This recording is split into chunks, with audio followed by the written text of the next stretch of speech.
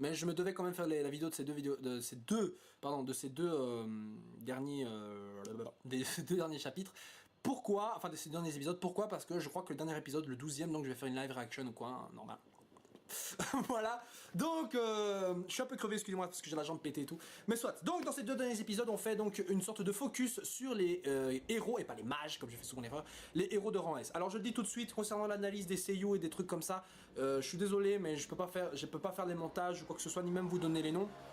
Malheureusement, de ce côté-là, pour ces épisodes, je vais être vraiment niquer parce que croyez-moi, je l'ai dit dans toutes mes vidéos, mais le déménagement, les travaux que j'avais à rendre, et en plus de ça, le fait que j'ai pas internet fils d'eux et que j'ai pas mon ordi pour faire les montages, etc., et que j'ai un vieux truc de merde qui est juste là pour mettre un jour et pour mettre en ligne les vidéos, et bah croyez-moi que celui qui ça fait le plus chier, c'est moi, parce que c'est pas une semaine, en putain de 2 ans et demi que j'ai mis. Excusez-moi. Ça fait une semaine entière que j'ai pas mis de vidéo, donc ça me pèse un peu. Et le fait d'en faire, ça me fait du bien. Bref, excusez-moi. Donc, dans ces épisodes, comme je l'ai dit, on fait un focus donc sur les héros de rang Est. On commence d'ailleurs par des scènes assez inédites concernant Tatsumaki, donc qui combattait un dinosaure ou un truc comme ça, une créature géante, et qui explose donc entre 2-3 mouvements. Il faut savoir que Tatsumaki est la numéro 2 des héros, pas des zéros, excusez-moi. Voilà, je vais arrêter la private joke parce qu'en fait, il y a très longtemps, j'avais commencé à dire les zéros et beaucoup de gens me disaient, mais non, c'est pas les zéros, c'est les héros. Et moi, j'ai continué à dire zéro pour les faire chier. Et le problème, c'est que plus personne ne comprend la private joke. Donc du coup je vais arrêter. Soit, donc les héros sont réunis tout simplement parce que on a une vieille dame qui s'appelle Lady je sais plus trop quoi, qui en fait a fait une prédiction comme quoi la Terre est en grand danger, et du coup elle est morte. Voilà, elle est morte, mais elle avait écrit ça sur un paplard. Pourquoi d'un coup c'est devenu très bizarre alors que la meuf a prédit plusieurs catastrophes dans le passé? Eh ben c'est tout simplement parce qu'en fait elle l'a jamais dit comme ça, genre la Terre est en grand danger, parce qu'à chaque fois c'est genre ouais il y a plein de dangers qui arrivent à la Terre, mais jamais la meuf a vraiment stressé quoi. Mais là c'est un truc de fou. Et moi je me dis un truc. Bon, je connais la suite de One Punch Man. D'ailleurs ça sert à rien de me dire est-ce que tu lis webcomic ou quoi. Je lis tout. Je suis au courant de tout, sur tout ce qui va se passer. Je lis les webcomics. Dès qu'il y a une mise à jour sur le webcomic, je le sais. Je lis tout. Bref, et pour en venir à ce que je disais. Des événements qui arrivent par la suite de One Punch Man, j'avais compris une chose par rapport donc à cette femme qui prédisait l'avenir. En fait, vous aurez compris, mais enfin j'espère, enfin peut-être, je sais pas, je vous avais dit de faire une deuxième, qu'il y a une lecture plus profonde qu'il faut faire de One Punch Man. Il faut pas s'attarder à ce qui est montré à la surface, mais voir un peu ce qu'il y a dans la logique de ce qui est présenté. Vous avez un personnage qui dit la Terre est en grand danger. Dans un shonen, dans un manga en général de battle manga mainstream ou non mainstream, peu importe, vous avez toujours un danger qui menace la Terre. Dans Dragon Ball, si vous aviez la même scène par exemple, ça correspond à qui ça? À Cell? À Freezer? À Boo? Mais putain, mais tous ces personnages-là sont des dangers. Raditz même, ce sont tous des dangers. Donc si la meuf fait ça, putain, mais ça pourrait correspondre à n'importe quel de ces dangers. Pourquoi je dis ça? Parce que c'est la même chose ici. En fait, vous aurez compris, mais One Punch Man ne va pas s'arrêter après 12 épisodes. Il y a d'autres choses qui vont se produire par la suite. Et en fait, ce personnage qui prédit l'avenir est un peu une sorte de façon de se dire que, oui, mais le fait de dire, ouais, on est en grand danger, le danger dans les shonen, ça n'existe pas. C'est en fait, certains pensent que voilà, ça c'est la ligne directrice dans l'histoire d'un manga. Il y a un danger, oh attention, c'est la merde. Mais en fait, non, un manga c'est toujours, il y a toujours des dangers, il y a toujours des problèmes, il y a toujours ce genre de conneries. Donc, le fait qu'on a un personnage qui dise qu'il y a un truc incroyable qui va se produire, putain, mais c'est sous de la gueule du monde, parce que depuis le début de One Punch Man, vous avez plein de créatures qui sont apparues. Et le fait est qu'ils ont tous affronté qui? Saitama, le mec invincible qui bat tout en un coup. Donc on ne pourra jamais savoir si ses adversaires étaient vraiment des dangers pour la Terre ou pas. Parce que face à la puissance infinie de moi, j'allais dire infinie, mais il y a infinité, mais on va dire la puissance incommensurable de Saitama, ces monstres sont rien. Donc on ne sait même pas s'ils sont des dangers. C'est-à-dire que si je mets à l'écart Saitama, que je fous un personnage lambda, enfin un héros de rang S classique, on va dire Genos, et que je fous par exemple le premier monstre qui est apparu dans One Punch Man, c'est-à-dire Virusman ou je sais pas quoi, la créature dans l'épisode 1 qui a été créée par la Terre à cause de la pollution et qui est explosée en un coup par Saitama. À votre avis, il a quel niveau lui, ce monstre? Vous savez pas, parce qu'évidemment Saitama il explose tout en un coup. Impossible de juger la puissance. Si vous foutiez un Genos, vous voyez il se fait exploser en 2 coups comme contre le roi des mers. Et si vous avez par exemple Tatsumaki qui galère, imaginons, contre lui, imaginons je veux dire, mais qui galère contre ce monstre, vous en déduisez quoi? Que ce monstre est putain de force, c'est un danger pour la Terre. Mais là il était contre Saitama, bam, un coup, au revoir. Donc vous comprenez bien que si cette prophétie s'avère exacte, c'est qu'elle concerne quelque chose qui est plus puissant que Saitama. Mais la logique du manga c'est que justement Saitama ne sera jamais vaincu. Hein, vous aurez beau dire ce que vous voulez, je maintiens ça, Saitama ne sera jamais vaincu. Excusez-moi, non, il arrivera peut-être que j'ai tort à un moment donné, mais ce sera un moment très intéressant à voir. Soit, mais en tout cas, qu'est-ce que je disais? Oui, que donc on ne saura jamais quelle est la puissance de ces monstres, et donc on ne peut pas de ce fait-là apprécier le danger réel de ces gars-là. Donc de ce fait-là, cette prédiction en fait ne vaut rien. Elle n'équivaut à rien. En fait, elle change évidemment parce que le degré d'une menace varie d'une personne à une autre. Mais là, c'est un danger pour qui? si c'est un danger dans l'absolu pour tout le monde, alors ça compte aussi pour Saitama, ça veut dire qu'en gros qu'on parle certainement pas des trucs qui vont se produire ici, parce que clairement Saitama va encore gagner. Vous dites ah mais non, le combat contre Boros ça va être un truc de malade ou quoi. Oui non. Non, si vous vous dites toujours ça, c'est que bordel de merde, vous avez toujours pas saisi le manga. Enfin, si vous avez toujours pas saisi l'animé, Saitama ne sera pas vaincu. Il pourrait avoir un combat très intéressant et croyez-moi dans la saison 2, ça va être un truc de fou. Mais il n'empêche que voilà, donc c'est tout ce que je voulais dire par rapport donc à ce personnage-là. C'était encore une fois histoire de voir un peu plus loin évidemment dans la réflexion de ce genre de choses. Donc à cause de cette prédiction, quasiment de la totalité, la totalité des héros de Ranraise sont convoqués dans le quartier général des héros. Donc Saitama d'ailleurs est invité puisqu'il était en présence donc de Genos et de Silverfang, également appelé Bang, il s'appelle Bang. Hein, et qui était donc dans son dojo pour lui montrer une technique Dragon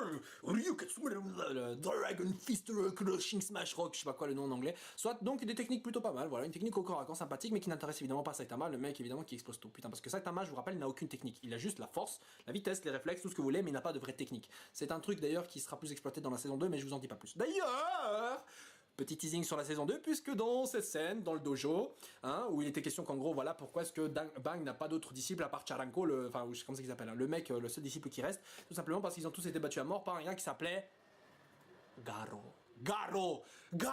Et si vous connaissez la suite de One Punch Man, ce nom, vous êtes, c'est un peu comme Voldemort, hein, dès qu'on lâche son nom, c'est Garo. Voilà, parce que ce personnage-là, sans vous dire vraiment qui il est un personnage très important dans la saison 2, et croyez-moi, il est là, mais... Et je parle même pas de la version de Murata, je parle surtout dans la version webcomic. Là, oh putain, j'ai déjà envie de relire. J'ai déjà envie de relire la version du webcomic de la saison 2, de ce qui va être la saison 2. Ça va être un truc de fou.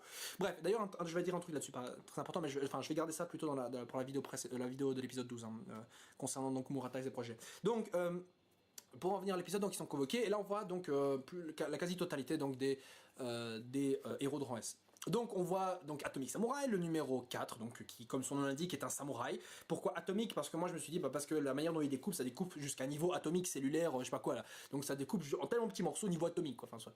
Enfin au niveau il découpe de la taille d'un atome, enfin soit. Donc on avait aussi donc comme Tatsumaki d'ailleurs qui a la même seiyuu que le personnage de Diane, je suis désolé, j'ai pas le nom. Donc le personnage de Diane dans les Seven Deadly Sins. Atomic Samurai a le même seiyuu que Silver dans Fairy Tail, que Bacchus dans Fairy Tail aussi, voilà. Donc c'est une bonne chose. Les autres hommages de rang S, alors il y avait Zombie Man, sa voix me dit quelque chose, mais j'ai complètement oublié. Enfin, celle Zombie Man, franchement j'ai oublié, mais j'aime bien Zombie Man, mais soit. Les autres, voilà, il y avait le chien, comme je vous l'avais dit, mon préféré.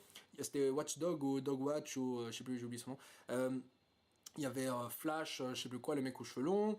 Il y avait King. Ah, celui-là, King. Alors, je sais, ce personnage-là, je surkiffe, mais encore une fois, c'est gardé pour la saison 2. Comme quoi, il y a déjà du matos. J'ai déjà la hype pour la saison 2, elle a même pas fini la saison 1, bordel. Donc, on voit donc en gros toute la clique. Alors, sachant que le numéro 5 d'ailleurs est un petit gamin, que vous ignorez certainement au niveau de ses pouvoirs, comme un petit garçon peut être numéro 5 au niveau des héros de rang S. Encore une fois, vous verrez ça. Plus tard. Soit.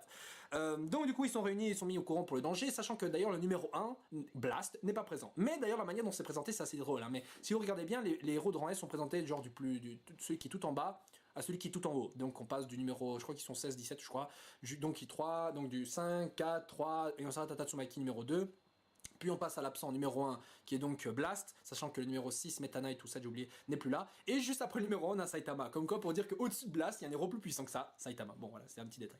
Donc ils sont tous réunis et donc ils sont mis au courant du danger. Évidemment Saitama fait sa petite remarque en disant ouais mais cette prédiction peut se produire, bien qu'il a dit qu'elle peut se produire dans 6 mois, elle peut se produire genre aujourd'hui ou même demain. Donc voilà. Et du coup il y a le directeur ou je sais pas quoi, le superviseur machin, qui fait Saitama, enfin monsieur qui êtes-vous, je vous connais pas. Et le mec, ça j'adore, c'est quand Saitama il passe de sa gueule à sa gueule de sérieux genre vous avez bien fait de m'appeler. Tu vois, il prend sa voix de... Il prend une voix bien grave avec son air, c'est vraiment le contraste habituel dans One Punch Man que j'aime bien voir. Soit. Et donc t'as les aliens qui interviennent. D'ailleurs, avant ça on avait un monstre, le roi du ciel, parce qu'on avait déjà vu le roi du monde souterrain, le roi de la terre si vous voulez, qui était le monstre qui avait explosé Saitama dans l'épisode 1. Le deuxième, le roi des mers, qui s'est fait exploser récemment. Et on avait le roi des cieux, voilà, logique. Mais le gars il a même pas le temps de faire quoi que ce soit puisqu'il se fait exploser par le vaisseau alien qui atomise la ville dans laquelle... la ville dans laquelle ils étaient, l'éradiquant totalement sauf le quartier général puisqu'il a été construit par Meta Knight qui a fait exprès, enfin qui était là, qui l'a construit justement pour survivre à n'importe quel genre de type d'attaque de ce genre-là. Et donc du coup ils se font attaquer par des aliens. Des aliens assez étranges puisque déjà c'est un alien qui a un air immortel avec plusieurs têtes sur lui, enfin voilà, et qui a le même seiyuu que le personnage de Gaara dans Naruto, vous l'aurez reconnu, le personnage de Zaef dans Fairy Tail, vous l'aurez reconnu aussi peut-être, et aussi le personnage de Meruem dans Hunter x Hunter. Bon. Pour continuer, donc une bagarre donc s'enchaîne entre ces monstres et les héros de rang S. Bang se prend une petite gueule, mais évidemment ils arrivent à vite trouver le point faible de ce monstre, sachant que parce qu'il a une bille dans sa tête qui correspond à son cœur, ce truc régénérateur. Un petit clin d'œil peut-être au noyau comme le personnage de Cell dans Dragon Ball. Enfin peut-être pas parce que c'est pas le genre de concept qu'ils ont inventé non plus, mais soit. Pour continuer, qu'est-ce que je voulais dire aussi? Oui, le personnage qui Metal Bat, je crois que c'est comme ça qu'il s'appelle, Metal Bat. Je sais pas quelle est la traduction exacte parce que franchement, quand je vois les traductions françaises de One Punch Man, parfois je suis là. Mais Metal Bat, on va l'appeler comme ça, celui qui combat avec sa batte de baseball mais en acier. Personnellement, je vais vous dire comme ça, il a inspiré un. Mais je vous jure, dans les récents scans de Murata, putain de merde, je kiffe ce perso, il a la classe, bordel, il a la classe. C'est pour ça que je vous dis, lancez-vous pas uniquement dans le webcomic, mais la version de Murata aussi, putain de merde, il a rajouté du original content. Bon, du original content, mais je vais en parler dans la vidéo de l'épisode 12, excusez-moi.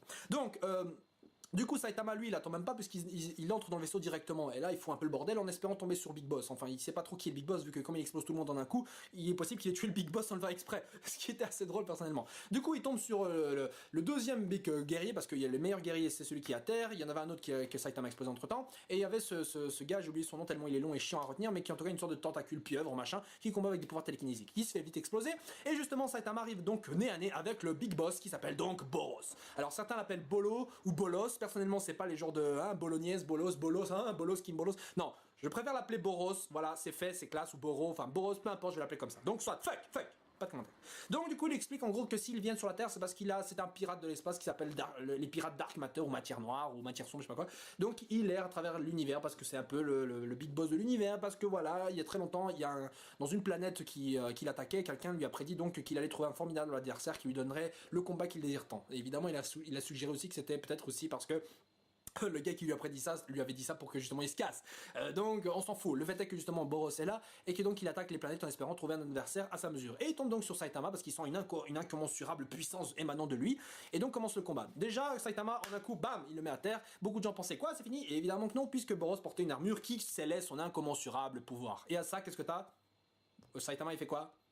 Ok, voilà, qu'est-ce que vous voulez dire d'autre? Parce que ça c'est encore une fois le genre de réaction que devrait avoir n'importe quel personnage, excusez-moi, mais dans les combats, vous avez toujours genre, voilà, je prends ma forme ultime, ouah, je vais exploiter mon plus puissant pouvoir, tu vas maintenant assister à ma technique secrète. Bah oui, ok, ok, voilà, qu'est-ce que tu veux qu'on dise d'autre? Donc du coup la réaction de Saitama était assez appropriée à la manière dont Boros n'arrête pas de parler. Genre le mec il est là, je veux d'abord qu'on échange nos noms. Tu sais, je viens de cette planète, je suis là pour ça. J'ai une armure qui fait ceci, attention, blablabla. Donc du blabla encore une fois inutile et chiant, bordel. Enfin, pas si chiant que ça, puisque ça crée une ambiance et tout. D'ailleurs, le Boros est doublé par le même seiyuu qui fait Yondaime, le Yondaime Okage alias Namikaze Minato, donc dans Naruto, voilà, dans Naruto. Mais également récemment Mark Gear dans Fairy Tail. Et ça c'est une bonne chose, parce que j'ai immédiatement reconnu sa voix comme quoi ce seiyuu, putain, mais il aime bien faire les méchants. Je crois que doubler un gentil comme Minato, ça l'a un peu saoulé, maintenant il fait que les bad guys. Voilà, et donc du coup, le combat va commencer entre les deux, un combat titanesque qui s'annonce donc, puisqu'en dessous on a déjà Tatsumaki qui gère les explosions, enfin qui gère l'attaque contre le vaisseau.